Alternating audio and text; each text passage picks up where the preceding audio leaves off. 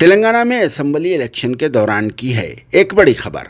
जी हां, मौजूदा हालात के हिसाब से यह खबर बहुत ही बड़ी और बहुत ही अहम भी है, क्योंकि कुछ दिन पहले बीजेपी से रिजाइन करके हमारे मुल्क भारत की सबसे बड़ी और सबसे अच्छी और सेक्युलर पार्टी कांग्रेस में शामिल होने पर एक फॉर्मर एमपी जी विवेक वेंकट स्वामी के घर पर अचानक आईटी के रेड शुरू हो चुके हैं।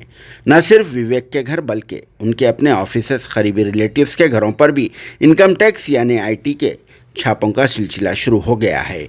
21 नवंबर मंगल की अलग सुबह से आईटी रेड्स का आगाज हो चुका है, जिसके साथ ही विवेक के फॉलोअर्स और फिर कांग्रेस पार्टी के लीडर्स व वर्कर्स में बहुत ही ज़्यादा बरहमी पैदा हो गई। और फिर इस कार्रवाई के खिलाफ कांग्रेस पार्टी से वाबस्ता सैकड़ों वर्कर्स ने अपने एहतजाज को बुलंद करते हुए धरने पर भी बैठ गए।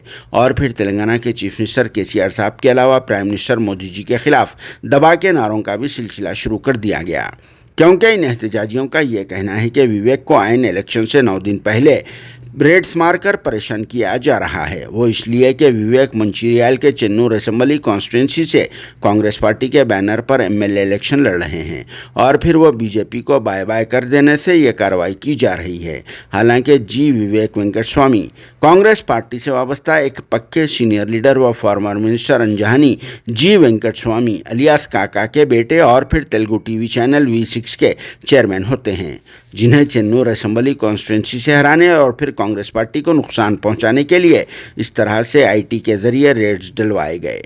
ये रेड्स मंचिरियाल और फिर शहर हैदराबाद के सोमाजीगुड़ा में मौजूदा इनके घरों पर मारे गए। मगर इन रेड्स के दौरान क्या क्या बरामद हुआ उस बात का तो मुकम्मल तौर पर खुलासा न हो सका, क्योंकि ये मामला आईटी के रेड्स का होता है। इसीलिए भी इनकम टैक्स ऑफिसर्स के पास से वख्तियार तौर पर मुकम्मल इन्फॉर्मेशन नहीं मिल सकती।